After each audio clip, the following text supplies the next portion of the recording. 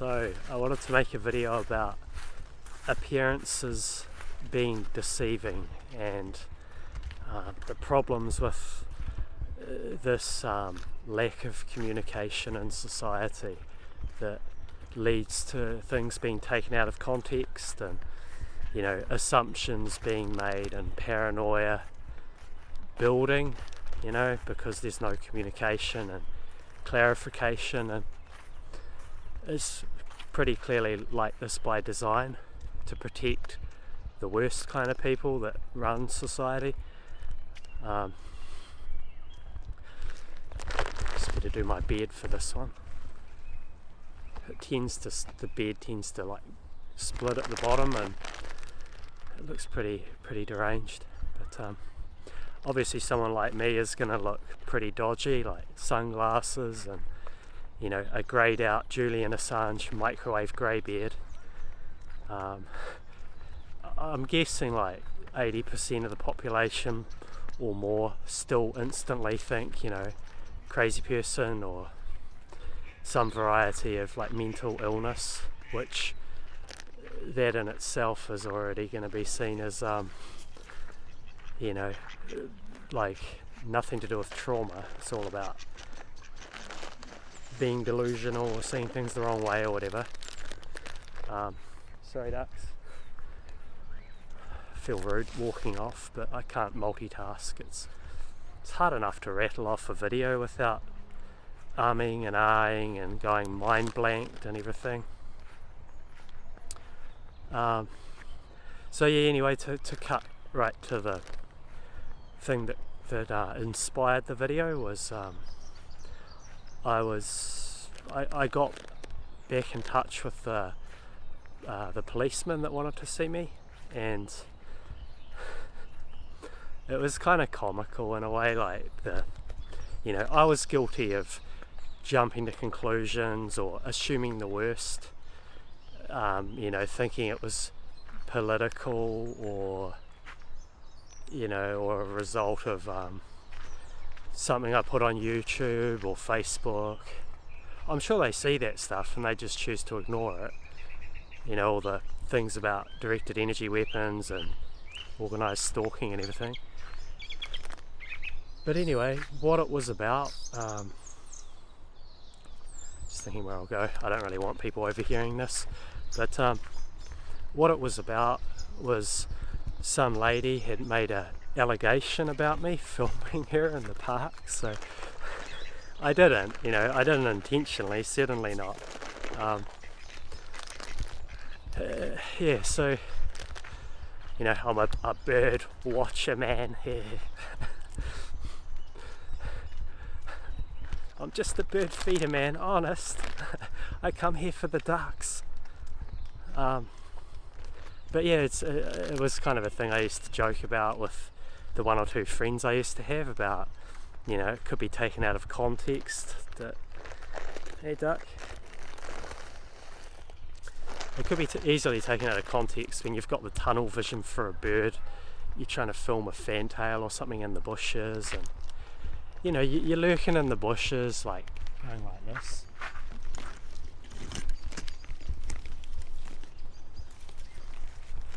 And it could easily be seen in a different light, you know, if there was a female jogger woman went past or something at that time, and, you know, you can just be focused in the moment on a bird or a duck, and from the jogger's perspective they glance around and they see you, and it wouldn't even occur to a lot of people apparently to film ducks, and they, you know, they jump to a fair enough conclusion that, oh, you know, this person's filming me, and some of them might get really upset and make a complaint, you know, and especially when you look like I do, a kind of you know, maybe I do look like that sort. For me personally, if I was going to do that, I would go all out and get, not that I ever would, I never would, this is for humour purposes and it's kind of funny in my eyes, I'd get a bright yellow anorak, you know, and walk around and look the part. Just like I do with the bird feeder man get up. I have the cool gloves. you know, the sawed off, like, these were full finger gloves, and they just got worn down by the amount of ducks I've fed. I wear the hoodie. I usually wear a grey hoodie because it looks more, you know, classical bird feeder man. You know, I got my sandals on as well. But sorry, it's a bit of a side tangent. So yeah, and going back to be a bit serious about it, like, you can see how things get taken out of perspective due to the lack of communication, and how without that resolution, if that's the word, by talking it out, you can just be left to kind of simmer on it. And you know, this beautiful place where we both enjoy, myself and the lady that I allegedly filmed, I don't know if I did or not, I'm not sure. I come here every day, I don't know what the instance was, but we could both lose our happy place anyway. Like, you know, apparently she had a very overzealous husband that was keen to confront me, and that could go badly, you know. So I have that in the back of my mind every time I see a man walking up to me now, like, is that the guy? Is he going to have a go? And is that tension? And the same with her, every time she sees me walking around with a camera, you know, it could be like, oh, he's after me again, you know. And that's horrible for her. So I will probably, well, actually I will, if the policeman doesn't smooth it over, I'll see if I can you know, meet them face to face and just have a chat. At least if it's organised in advance, it won't be some spontaneous, like, you know, out of the blue confrontation one day that could go really badly.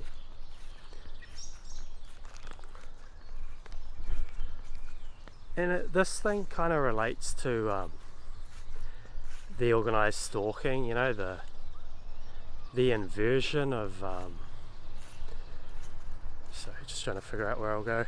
Yeah, the total inversion of, like, the prey gets accused of being a predator, and it happens a lot in narcissistic abuse, as probably anyone who sees this channel knows, where, like, I was put through severe fucking stalking. I'm sorry to waffle on about it, but it is relevant to this incident, and, like, I know what it's like to be stalked and surveilled and harassed,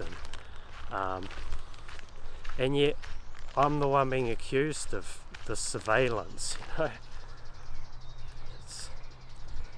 It's this inversion thing happens a lot. I did actually say to the policeman, like, that I had severe PTSD and I'm actually terrified of police, and I explained why. And in a way, it was kind of good this happened, because then you guys will probably say they already know all about the, you know, targeted individuals, organised stalking, gang stalking, zuzetsang, whatever you want to call it. But I still like to drop a little bit of, you know, knowledge on it or whatever, wherever I can. And I said to the guy, like, I can relate to the woman. I said, like, I've been put through severe life-threatening organised stalking, professional stalker who gave me a nervous breakdown, and yeah, I got no help from police. I said that to him. I said, I know how it feels to have people, like, surveilling you. I said, like, the guy actually had a giant telescope, the guy who was stalking me, the next door military meth head neighbour. He had a giant fucking telescope in his empty living room. It was the only thing in there. You know, it was by the window that overlooked our property. It was like some cliche fucking gang stalker meme, however you say that. If I could have taken a photo, it would have made a pretty comical meme, eh? Spot the gang stalker. Big fucking telescope there.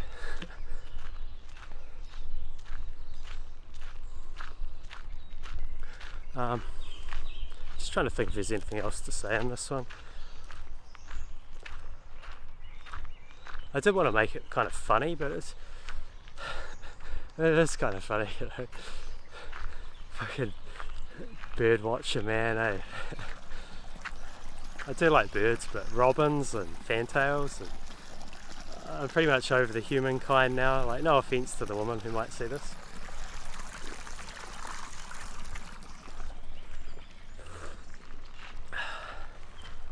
The ducks are a bit more, you know, easy to, a bit lower maintenance, and you know, I'm not accusing anyone of anything or criticising anyone. It's like, it's understandable that you know, you got to have money in this world and jobs and stuff. So, you know, reasonable to expect that from a partner.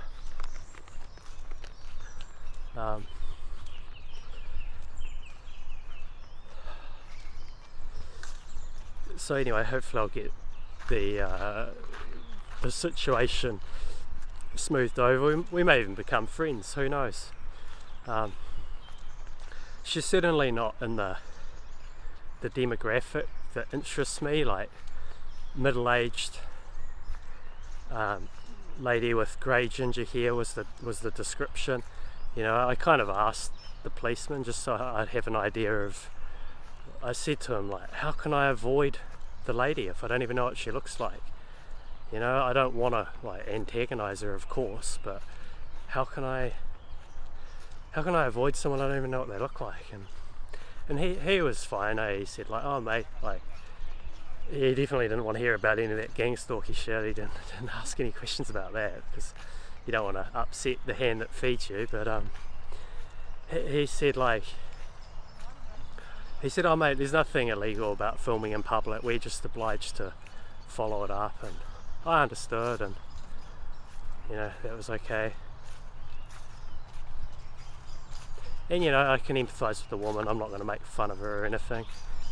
Who knows what her past is, and you know, I look like the cliche strange person of the park, and I'm probably even MK'd to grow a beard like this and look like this. Who knows?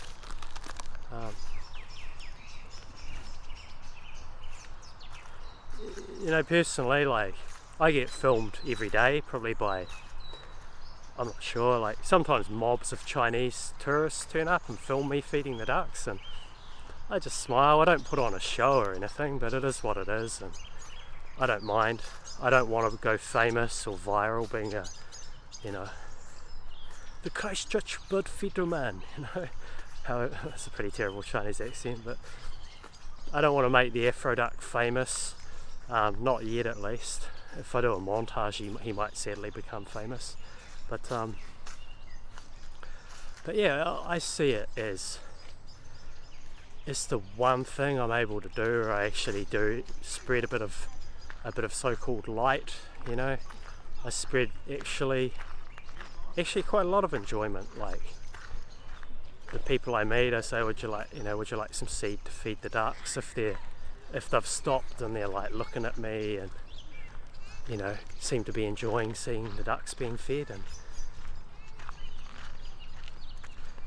you know, not every time, sometimes I can't be fucked and I just want to be left alone, but yeah, sometimes I'll just offer people seed and it really fucking makes their day. You know, they've never had a duck eat out of their hand and they love it. And other times, like, as I say, with these, often it's Asian tourists that love to film you, and not all of them just turn up and start filming you. I'm not going to stereotype like that, but often, yeah, there's a mob of like Chinese tourists filming me, and it's okay. It's just this what it is, you know. It's in the public, and if it gives people laughs, that's great, eh? It feels like me giving a big FU to the Matrix, you know. I burgled a bit of their negative energy fucking loosh by making people laugh and bringing a bit of joy to their life. So it's my little rebellion in this place. I guess I've fed the you know, the loosh Federal Reserve or whatever of the Matrix a little bit with this alleged bird watcher man, incident, but it couldn't be helped. Like, it was inevitable, I suppose. Like 2 years in the park, and filming most days. It was inevitable. I'm surprised it hasn't happened more, to be honest. But hopefully it'll get smoothed out, and hopefully this place, this inner city Eden, it can be remain my happy place, and the lady who made the complaint, her happy place as well. And yeah, it's just going back again, like if we all talked about stuff, things could be resolved. But obviously the narcissist that runs society, they clearly, that's the last thing they want, is people to communicate openly. And then there's, sorry about the helicopter noise, it's the big problem nowadays, isn't it, with the medical situation and the lack of communication there.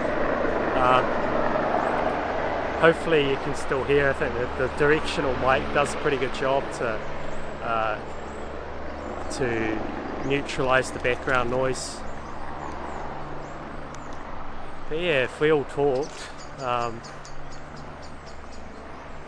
a lot of problems would be resolved, and that's the last thing those who run society want. They need the divisiveness, they need the communication walls to go up and all of that.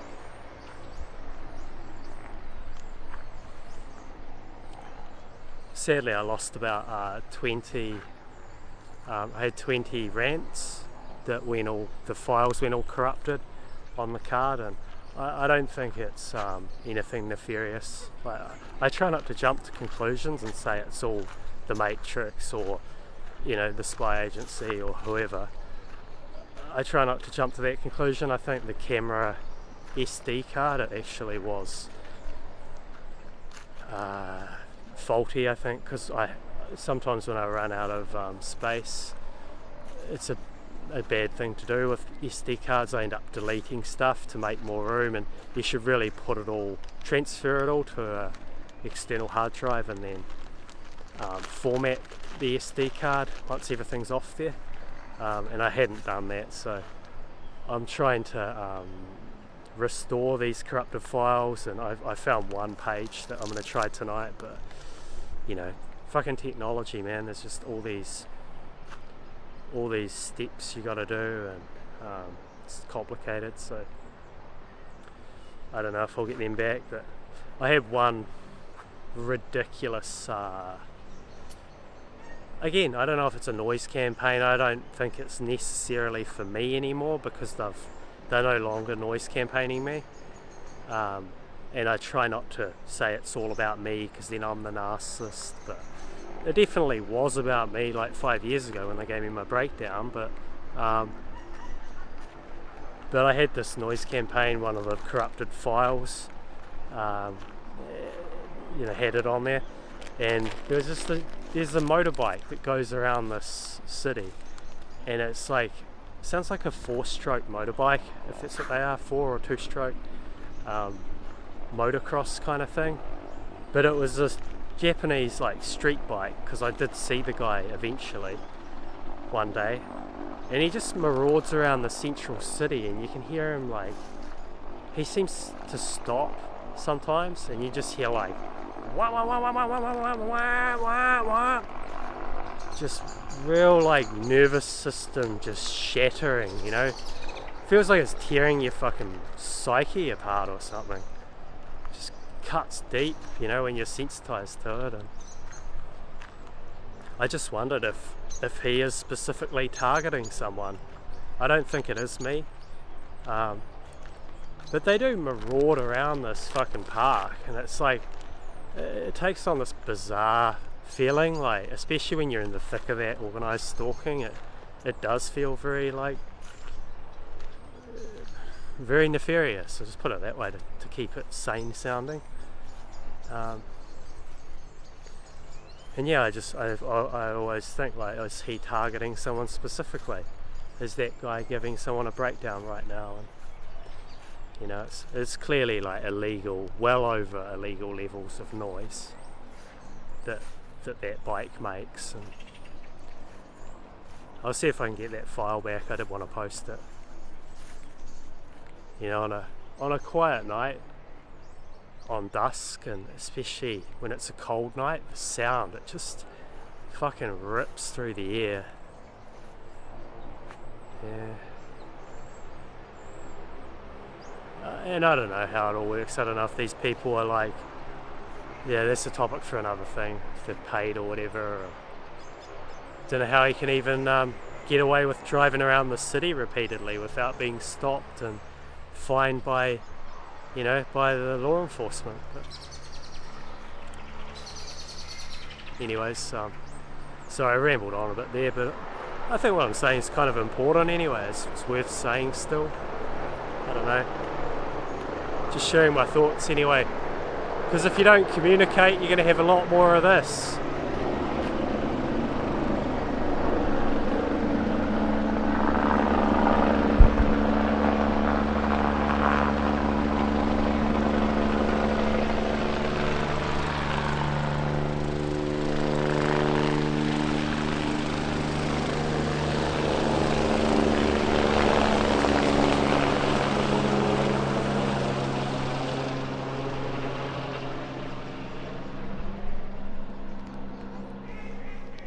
That's the medical helicopter, by the way. The hospital's just over there.